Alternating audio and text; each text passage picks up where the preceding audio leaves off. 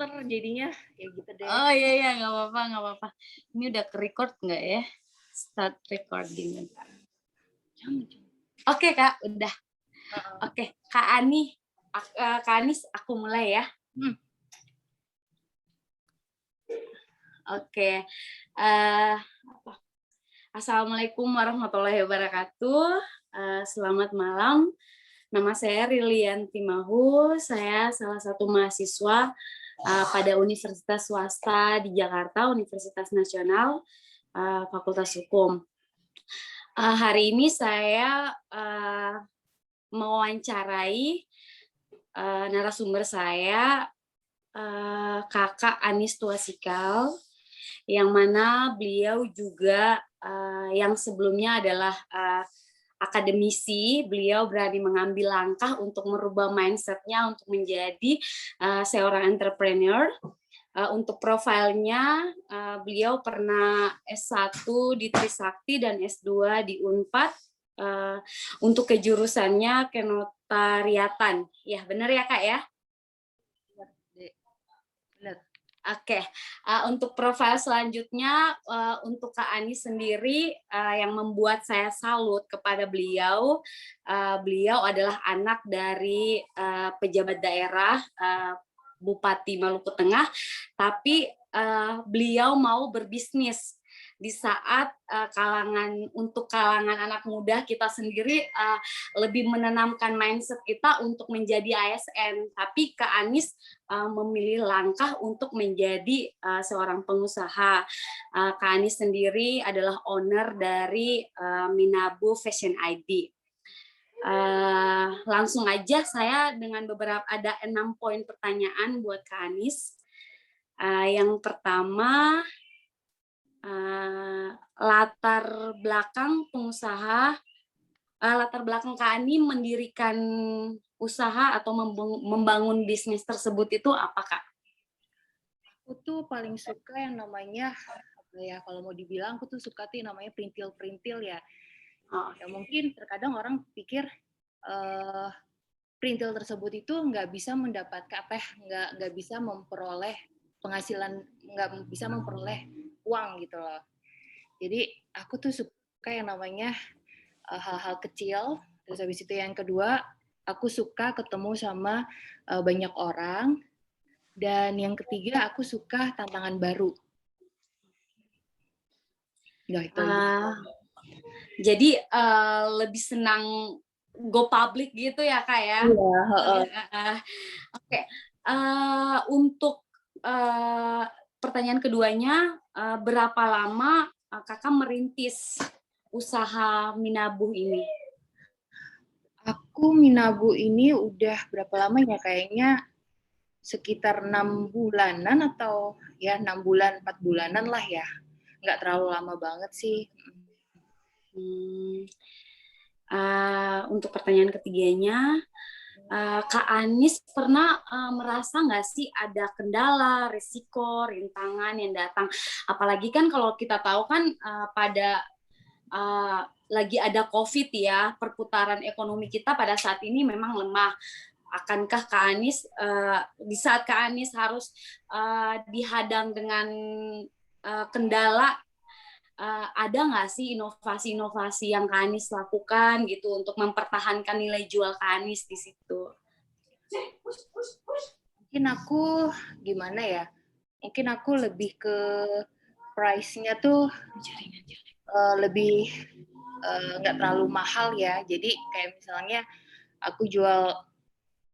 aku jual dompet kulit itu nanti dapat free gantungan kunci kayak gitu-gitu deh. Jadi jadi price-nya diturunin lah. Oh iya, Kak, untuk yang ini Kakak bisa ulang lagi nggak? Kayaknya tadi kita ada kendala jaringan ya, jadi cuman jawaban terakhir aja yang really dengar di sini, soalnya mungkin jaringan Rili atau jaringan Kak Anis ya, tadi sempat terputus Kak. Ya. Yang mana tuh yang terakhir? Yang kendala Kakak, inovasi apa yang Kakak lakukan untuk mempertahankan nilai jual Kakak di era COVID-19 ini, apa yang Kakak lakukan gitu? ada nggak resiko terbesar yang kakak alami, terus gimana kakak bisa keluar dari zona itu?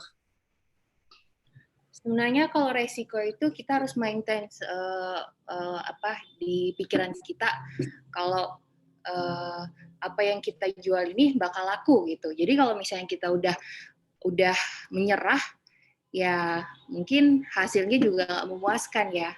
Iya benar. Terus habis itu aku juga mungkin maintain item aku tuh dengan cara kayak misalnya kulitnya jual tenun, terus jual kulit itu bentuk apa sih nama istilahnya harus istilahnya gimana ya, produknya itu nggak boleh berubah-berubah. Jadi Iya. Itemnya itu jangan diganti, kayak misalnya bahan tenunnya itu harus dijaga kualitasnya kayak gitu. Oke Kak. Untuk poin keempatnya, bagaimana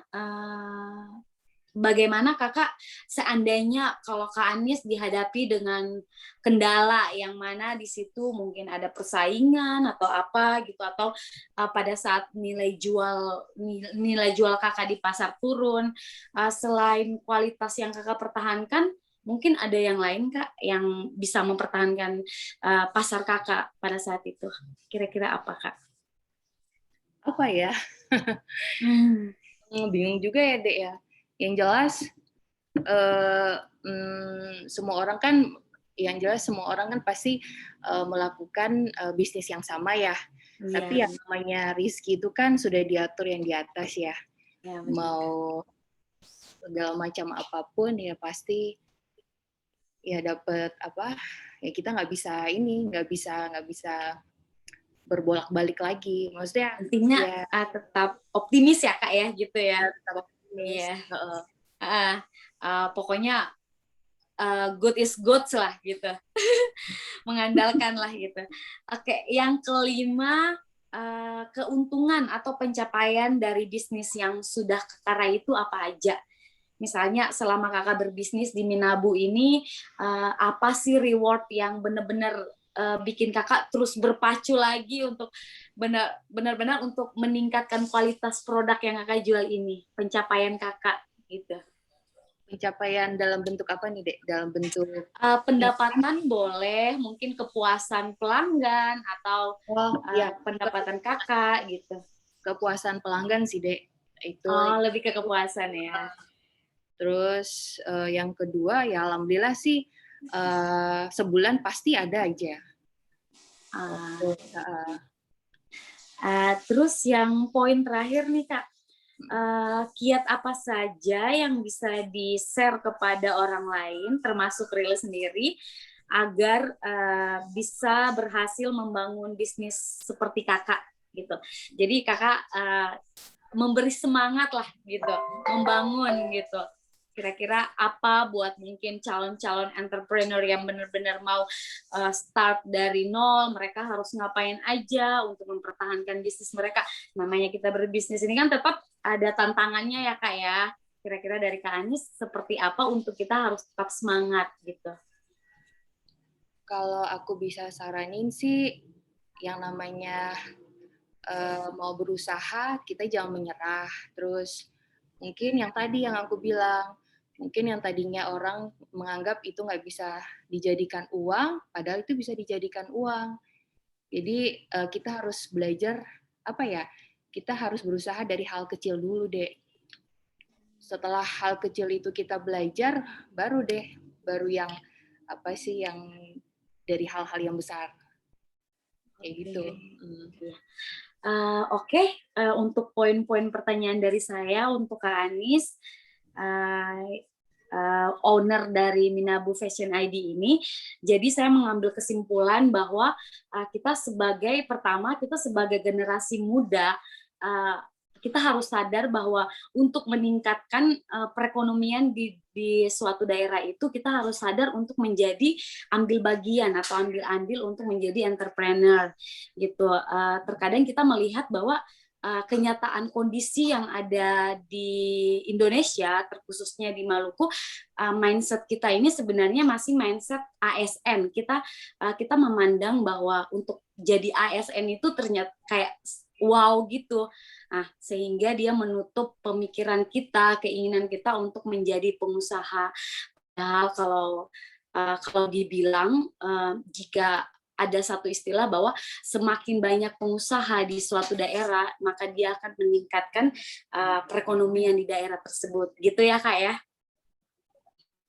Oke. Kak Ani, untuk sebelum saya tutup diskusi ini, dari saya pribadi, terima kasih banyak Kak Ani sudah meluangkan waktu, sudah ikut sibuk untuk menyiapkan linknya dengan beberapa drama tadi. Terima kasih banyak sudah memberi semangat untuk kaum muda yang masih berpikir belum mau jadi pengusaha. Semoga ketika video ini really upload nanti bisa jadi apa sih ya, lemparan lah buat kita gitu untuk benar-benar mau menjadi seperti Kak Anis. Oke Kak, saya akhiri video ini. Terima kasih. Oke, saya close ya Kak ya. Ya, oke. Terima kasih Kak. Ya, oke.